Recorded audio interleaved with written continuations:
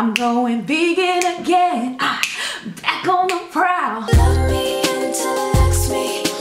Baby, I want all of the finer things. And I want my peace and your peace, baby. And I promise you can have all of me. I want you to please me every time. I want you to please always be mine. Baby, give me everything I see. And I'll let you get the best of me. I just want it all. That's all. That's all. That's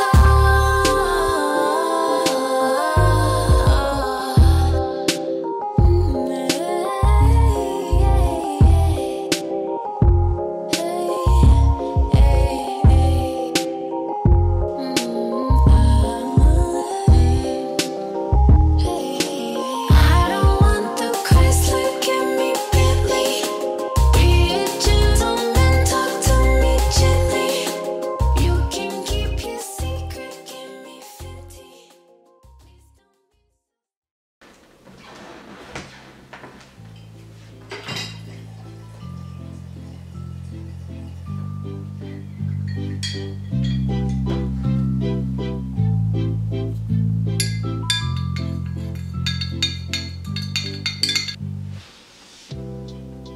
Gotta touch my lips up because last video they were ashy and nobody said anything.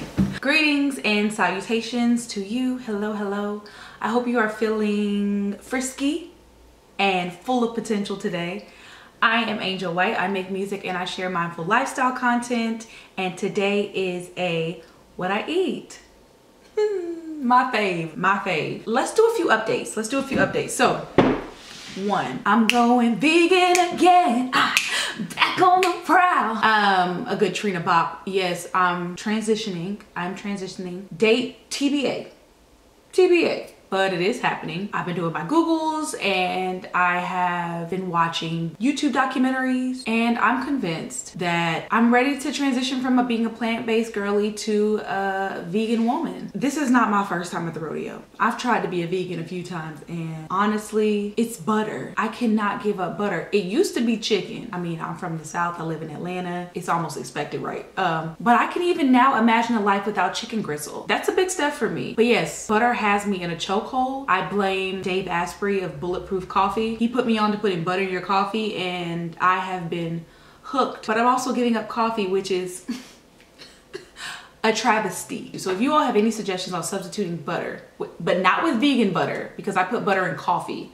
So there's a creaminess that has to be there. You know, your girl's vegan adjacent right now. Enough of the tangent. My why I want to transition to being vegan. Now having a child, and I want to be a good example of what mindful eating is, what healthy living represents. And I also want to show my son the importance of respecting all sentient beings. We all play a part in this thing called life. So I want to show him that and be an example. And I think making my strides toward veganism is a great way to do so. I usually do it cold turkey, but this time it will be prep, and that encourages me. That encourages me that this might be something that sticks long term. I've also been watching Queen Babette. If you don't know who she is a 72-year-old vegan, but she's also a chef, a restaurant owner, fitness enthusiast, a motivational speaker. She's everything. She's 72 and she looks bomb. The skin is glowing, the voice is eloquent, the presence is peaceful. Like, I am so encouraged by her, and so she really is challenging some of the norms that we have about aging, and she's busting the myths, okay, in real time. So she's inspired me. So that's probably where what I eat in a days will start transitioning to, and I just wanted to give you guys a fair warning.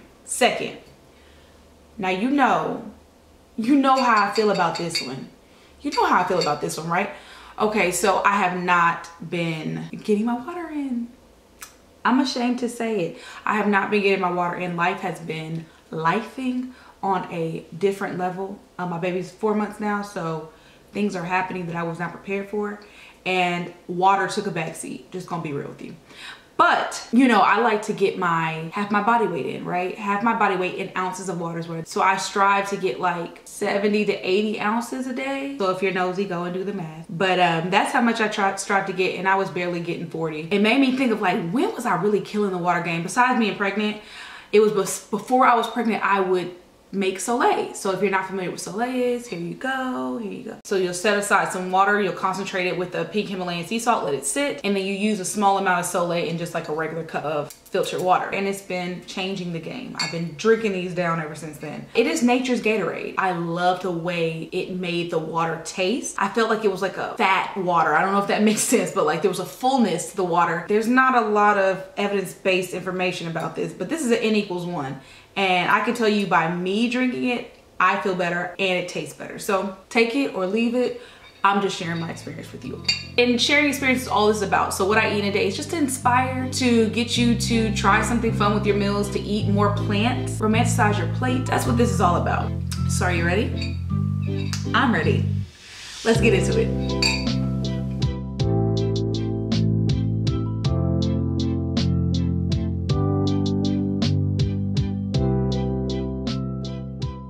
For lunch, I decided to do something light and make a vegan sushi starring one of my favorites, oyster mushroom.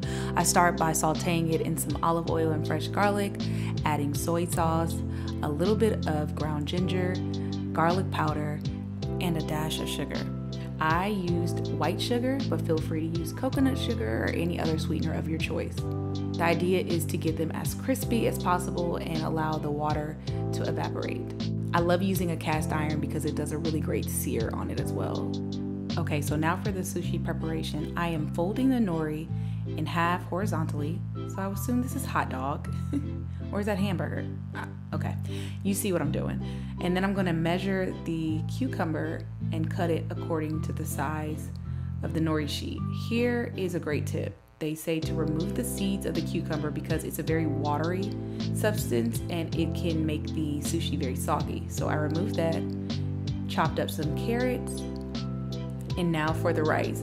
I'm taking this rice out of the refrigerator after letting it cool down, and this is the mix of rice vinegar and sugar and a little bit of salt that I'm going to be putting into the rice to make it sticky. It's already a little sticky, as you can see. So the ratio is 1 part vinegar mix to every 4 parts rice. So I did 1 cup of rice, which made me do 1/4 cup of vinegar, 1 tablespoon of sugar, and a teaspoon of salt. I'm slightly mixing in and attempting to not disturb the rice too much. You don't want it to break down into little pieces or become too mushy. So I only did that about 2 times. Slice my avocado. All right, y'all, so now we really need to pay attention. This is going to make or break your sushi roll right here. You need to put water onto your hand so that the rice does not stick. And I'm going to be patting that rice into the rough side of the nori. Rough is for rice. You're going to make sure that that is all even. And once you do that, you can turn over and start to fill your sushi roll. The idea is to not fill it up too much. You just want a little bit. I know it can get tempting to stuff it with all the goodies, but less is more.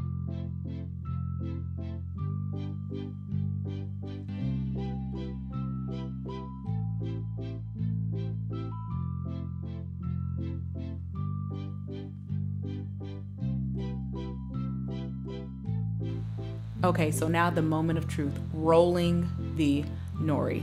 This takes a lot of intention. This was actually my 3rd time doing this, so do not be discouraged if it doesn't work out the first time. Just keep trying your technique.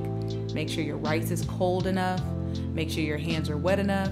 And you just want to slowly roll the top of the nori onto the bottom of the nori. And then compact it.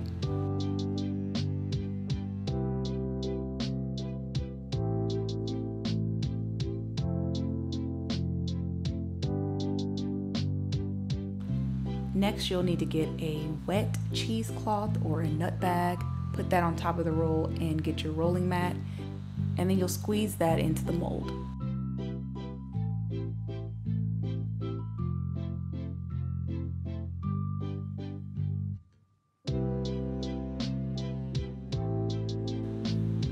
This was definitely the most difficult part for me.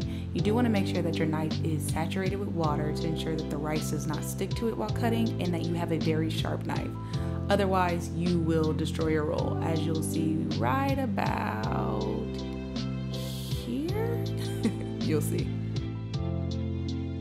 The best technique I could offer, other than just practicing more, is to hold the rolls together and apply pressure while cutting.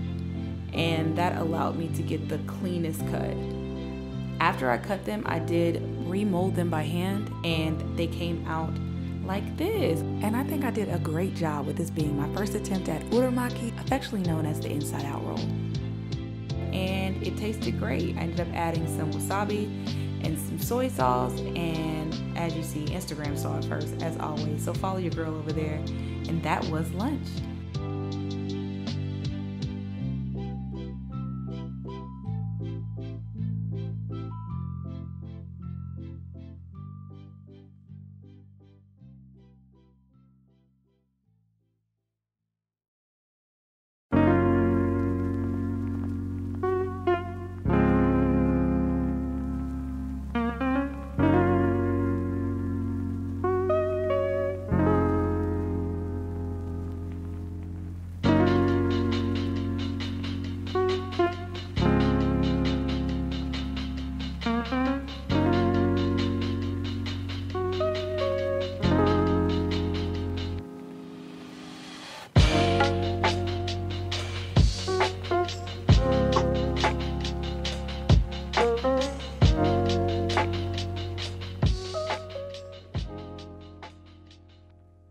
For my stir-fry veggies, I chose cabbage, oyster mushroom, of course, green pepper, carrots, garlic and ginger, and some white onion.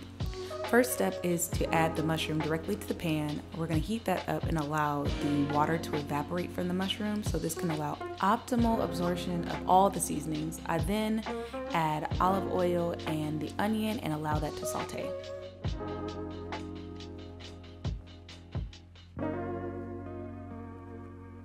Once we get a nice crisp on the mushroom, I then add the green pepper, and we're gonna add that sauce we made.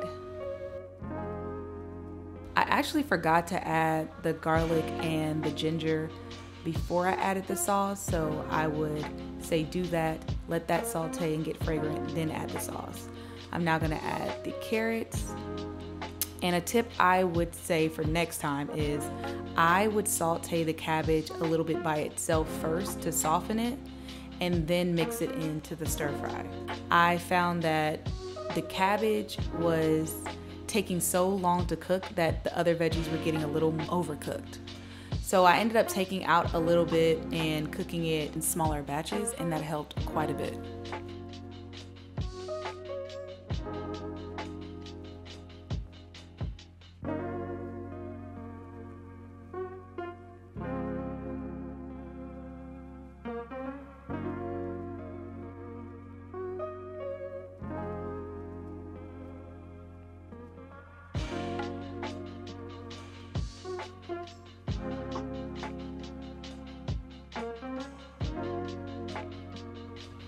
And here is my last meal of the day, plated so beautifully. I added some green onions for a bit of freshness and some sesame seeds for texture, and it was delicious.